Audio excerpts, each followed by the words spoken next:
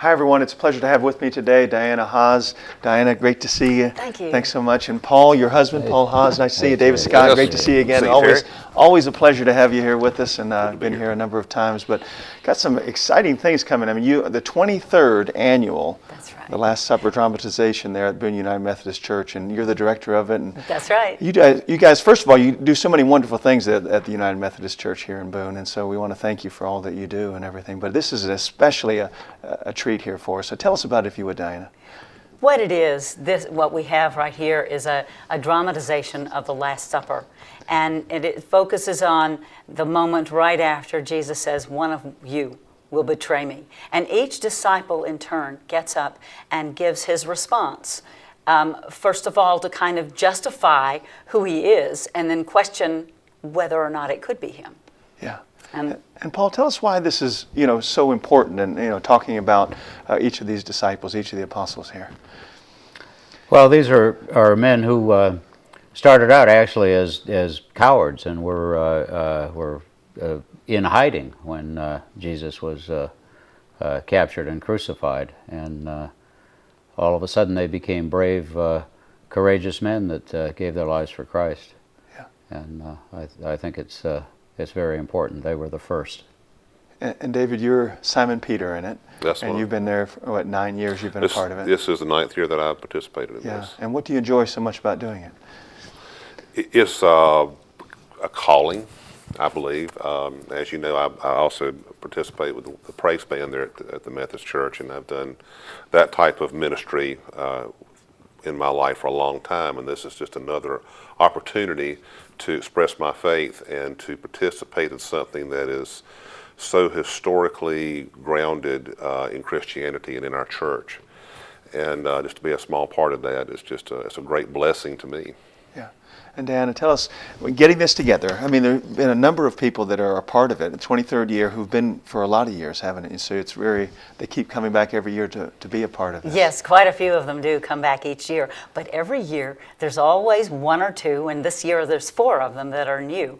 And that's an exciting thing, too, because they are people of all different stripes, really. Sometimes they're college kids, sometimes high school, and some adults. And this year, we've got one college student who's coming back as Philip, and otherwise we have all the men, and some of them, like I say, are new, and they get to experience it for the first time from this side of it too, which is very exciting because you see it from a different angle when you start to become one of the disciples. And for me, the great part is to pull it out of them. Yeah. To find out what is the thing that will help bring them to the surface so that you can really see, who they are as that disciple.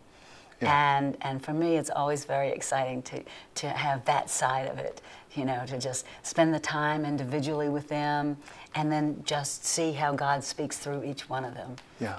So this is going to be Thursday, April the 2nd at 7 p.m. So Paul, tell us, that's Passover Thursday. So tell us about the importance of that and why you have it on that night. Well, this was the Passover Seder that Jesus shared with the disciples. The Christian name for this night is Maundy Thursday, and Maundy means foot washing, and it's at that supper, Jesus washed the disciples' feet. There, of course, is a emphasis in the church on Easter, of course, and Good Friday, but Maundy Thursday was the last meal that Jesus shared with the disciples. Yeah, and you think it's very important, too. You were mentioning to me before the show about talking about what happens to each of the disciples afterwards is a very important part of this. As each of the disciples gets up and tells about his reaction to Jesus' statement, "One of you will betray me." After he finishes that statement, then there's a brief line or two about what happened to that disciple. And of the 12 disciples, 11 died a violent death, and only John died an old man in his sleep at the age of 104. Yeah. So Diana, tell us about so when people come in, it's going to be a tremendous performance here, and obviously a service to a part of Boone United Methodist Church. Tell us how it'll take place as people come in, like if somebody wants to attend. And obviously anyone can attend, Oh, can't absolutely. The Methodist table is open to all. And it is a communion service afterwards. You'll see as you come in, and then the lights go down, and the disciples come in, and they sit around the table as in the Da Vinci painting. And in fact, that is what is the initial part of it, really. It came from Leonardo da Vinci's painting of the Last Supper. So they're all sitting there, and they, each one will get up and say their response to Jesus having just said, "One of you will betray me." And after that, there is a communion between them. Jesus breaks the bread and shares the wine with them. And then our minister, Jason Biasi, gets up and leads the whole congregation in communion. Yeah. And then that is it. It all takes about an hour. And it's amazing what can happen because it is so powerful. And people will find out things about the different disciples. Maybe you'll see something you haven't thought of before or haven't really experienced. And we love to have it as an outreach for anyone to come. And that's part of the joy of it, is to be able to welcome everyone there and to see how they respond to it, and to have them feel that what's going on. The drama of it is very real because it did happen. Yeah. And David, you're such a huge part over the years of United Methodist Church. You do the music and the singing, and I'm sure you've seen over the 9 years a number of people that maybe didn't attend your church regularly who come to this, don't they? Indeed, and I've invited friends to come, and I've had several that have come to be a part of this, and I always get very positive feedback from the people that witness this because of, again, how Diana said, it's such a powerful and inspiring an hour out of your life, and it's a pivotal part of the whole Holy Week celebration, which of course begins on Palm Sunday and then leads right up to Good Friday, which is probably the most poignant part where Jesus is actually crucified, in all anticipation of the great celebration that we have on Easter Sunday with his resurrection. But the Last Supper to me is so, it speaks so much to me as a Christian, because that's the point where Jesus finally reveals to the disciples what's going to happen to him, and all that he has done in his ministry has led up to this point. And so when I see people come to me and say, "I was so moved by what you said or by what this disciple said," I'm thinking that we have really done a service to these folks that have come here to help connect them more to this story and inspire them in a way that perhaps they might not have been otherwise. Yeah. Well, David's got a tremendous voice for it, doesn't he? Oh, he does. Yeah. Oh, he's wonderful. Peter the Rock. He's great. And of course, my Paul is terrific. Paul's He's the narrator. He's the That's narrator. right. So tell us what the role of the narrator in this then. Well, he narrates. But I mean, tell us the sort of the way that you flow into it. He explains the connection between the apostles and the painting by Leonardo da Vinci, The Last Supper, that it's all based on. And then after each apostle stands up and talks about what Jesus's words, "One of you will betray me," means to that individual, then when he's finished, the narrator will say a line or two about what actually happened to that apostle after the resurrection. Yeah. Dana, you and Paul actually have a great background for this too, don't you? With you've been professional in acting and Yes. been a part of that that's how you all met originally back in New York City. That's right. Yeah. That's how we met as actors together, doing a play about Daniel Boone building the Wilderness Road. So it was only fitting that we should move to Boone. The rest is history. Well, that's great. So tell us how a lot of work obviously goes into this, because each of these apostles, really portrays that disciple. So tell us, how much work has gone into putting this all together. It's been 23 years, Yeah. of work. To the very beginning of it, it was enormous because I had no idea how it would all fit and how it would work, and choosing the right people. But I found that these people are brought to me every year now too, and so many of them have been there for many years, like John Marshbanks has been there every single year, and Frank Aycock has been there every year but two. And once, like I told you, was when he was coming over from Poland and declaiming Simon the Zealot all the way over with these Polish people, you know, and got there just in time to put on his costume and be there for the service. Everyone brings something, and it's wonderful to me to see how they all pull it together. And so in a sense, I feel like I don't really do that much. You know, I just kind of facilitate, you know, kind of try to bring it out of them, try to be there for them, to help them, you know, no, just maybe it's just nothing more than speaking louder, you know, and some of them just walk right in like David and just boom, that's it. I don't have to do a thing. But it's apparent you have a great passion for this. Oh, I do. I do. It's wonderful. And every year I have to think, are we really going to do this? Am I really called to do it again? And there's a lot of prayer that goes into that.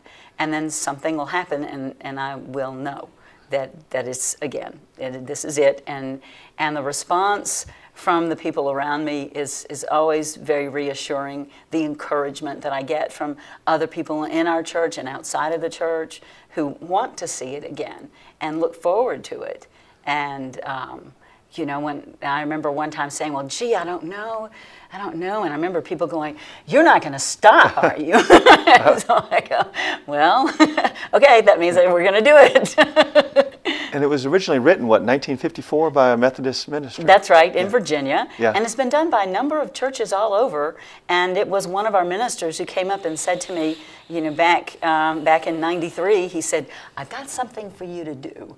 And I went, direct? I don't know. I'm an actor. What do I know? But, but it happened. And what's interesting is that other people have taken it to other churches. People who have been in our service have taken it to their, when they have moved away from here, have taken it to other places and have done it there too. And so that's been really wonderful to see. Yeah. And so, and it's out there for other people who want to do it. It's not like we have any, you know, claim on it for you know, just for ourselves. Yeah. And it's wonderful to have it there for everybody. But it must be an amazing atmosphere for, I can imagine, as a viewer, as somebody coming in to see. But Dave, what's it like when you walk out, you know, in that environment and at the start? It's very sobering. Yeah. As Diana mentioned, when the disciples first emerge from the back and they take their place around the table, it's very quiet. There's just a mood that you just have to imagine that's probably similar to the mood that it was back then when it was actually occurring. And it really helps me as a participant put my mind and my spirit and my soul in focus for what I'm there for. And even though I've done this now for 9 years, I get something different out of it every year, as other people do as well. And I think what's neat is the fact that a lot of the cast does change up yearly, and we have a lot of the same folks that do come back. But when you have someone new come in and assume a different role, they always bring something brand new to the part. Mm-hmm. And even though Paul, I couldn't imagine anybody but Paul playing Judas, but you know, we've had 2 other actors now that have done Judas since he gave up the role. But even though in my opinion, he made it his own, but the others have the opportunity to make it their own as well. And at some point in time, I'm sure there will be a new Simon Peter. But I think it's just it's unlike anything else that we do during the church year. Yes, it's a dramatization, it's a play, I guess you'd say, but it's also an opportunity to worship and to really, as a participant and also as a person in the congregation, put yourself in that experience and try to imagine what truly it was like back then. Yeah, I mean, it is an opportunity there to actually almost go back in time, isn't it? Mm-hmm. And to feel like you're witnessing this. It sounds so tremendous. And what also happens is that you hear the voices. Each one of the men who's done this has made it their own, in their own way. And I hear their voices throughout the year. There are prayers that come out, which is them in their speeches, because it's biblical what they're talking about. This is their lives with Jesus, what they're describing. And so I can hear them throughout the whole year. And I know other people do too, because they'll come up to me and say, something just hit me that I was thinking about that I saw back in April, and I go, yeah, how about that? Yeah. It's wonderful how there's a continuum that happens, and it's been really a great spiritual undertaking for us, as for the two of us to shepherd this, as it were, during this time. And you're obviously inviting everyone from throughout the community and beyond. I mean, we broadcast in 24 counties throughout but anyone's invited to it. Absolutely, okay. Everybody. It's an open table. Communion in the Methodist Church is open to anyone that wants to come and participate in that service. It's an open communion. We've got a big church. We want as many people to come as we can fit in. Oh yeah, you all have a fantastic church. Do wonderful things there, and but looking forward to it. April the 2nd, Thursday, April 2nd, 7 That's p.m. Right, 7 at p.m. the Boone United Methodist Church. Your website is booneumc.org, and right. your phone number is 264-6090. So anybody that wants to give to call or to look online. To take a look at it and make sure they're at the right time and the right place and everything. But I tell you, it sounds fantastic. I know that I'm going to be there, and I'm really looking forward to seeing it. I'm so glad. Yeah, and watching you guys. I know you do a fantastic job, obviously, as a director, but I look forward to watching you as a narrator and David there as Simon Peter. But it's going to be, it just sounds fantastic. So we're really looking forward to it, and urge all of our viewers to go there and to come to the dramatization there. Oh, thank you, and thanks very much for having us. Thanks, Dan. It's great to see you. Thank you so much. Thanks, Paul. Thanks so much, Terry. Thanks, Dave. Thank you, Terry. Thanks so much. Thank you. I'm really looking forward to it. I hope it goes great for you. Thank you. Thanks. We'll be back with more of the Mountain Television Network.